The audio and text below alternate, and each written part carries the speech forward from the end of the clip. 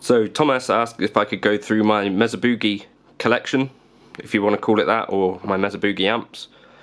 Here's where it starts. It's my Mesa Boogie Nomad 45.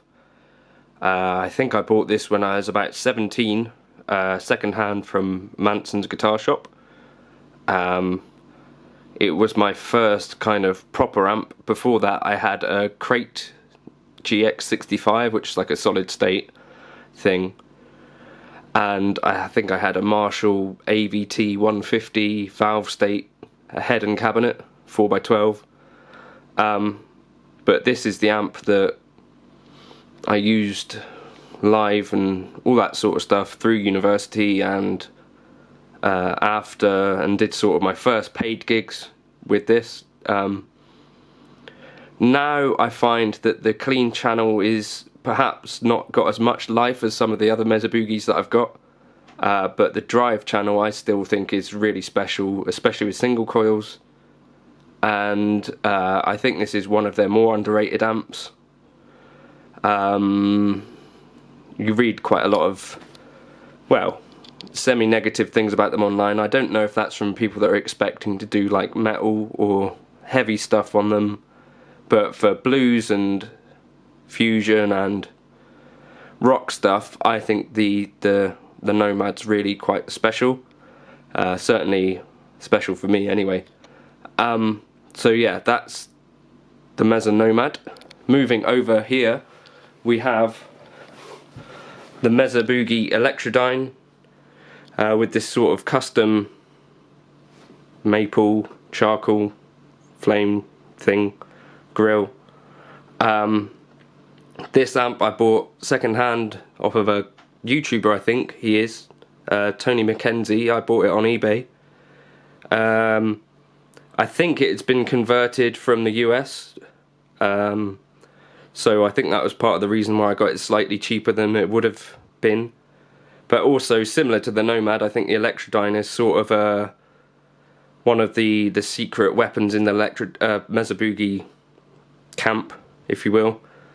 I really, I think this has got the favourite clean ever on this amp, except for maybe the California Tweed, but I haven't compared them just yet. And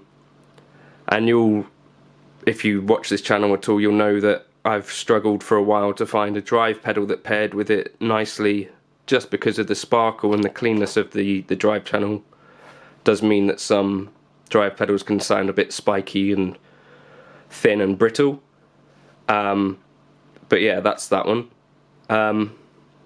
Oh yeah, so yeah, I paired it up with the Dude and the J-Rocket Dude, and I've really enjoyed those results, so that's a cool thing. And perhaps I'll start gigging this amp a bit, although I'm a little bit worried to take it out just in case it gets damaged.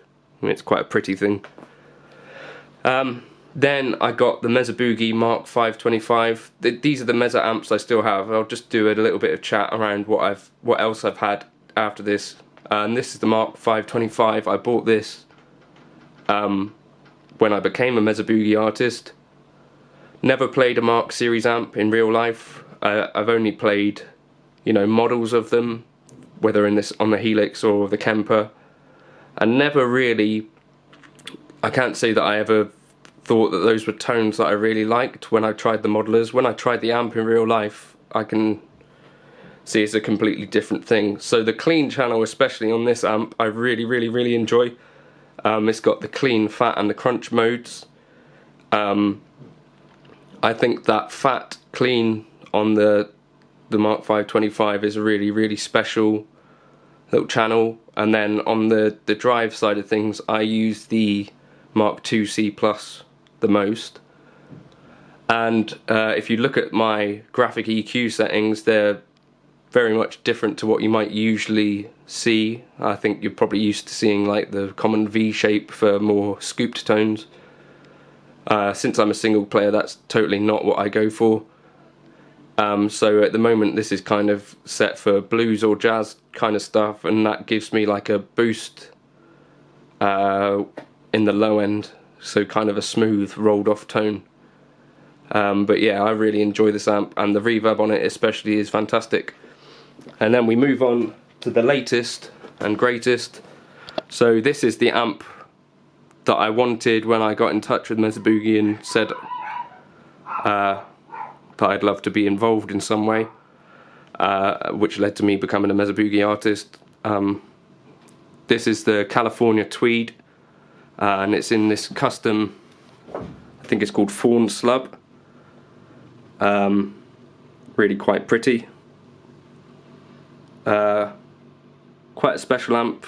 This was their 50-year anniversary, I believe, and you'll see it's got these settings: 2 watt, 10 watt, 20 watt, 30, 40 watt, which actually make it really suitable for home use as well as gigs. I've not gigged with it just yet because it only arrived yesterday, but I'm looking forward to it.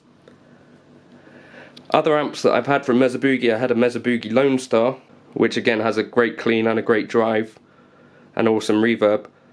I let go of that one because it was kind of heavy for what I was using it for and very loud for home use. I had one of the older ones without the full power scaling, so I could only get it down to 50 watts, I think.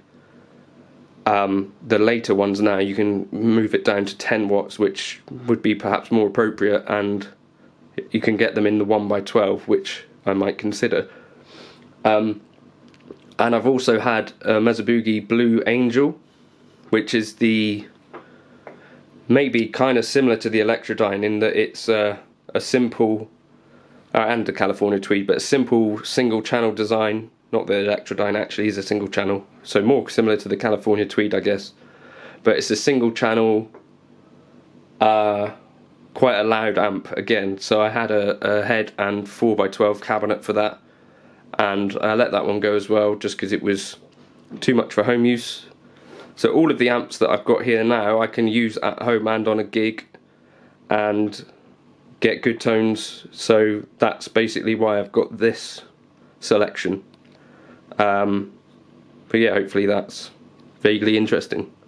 So thank you for watching, and yes, let's just enjoy this good looking thing.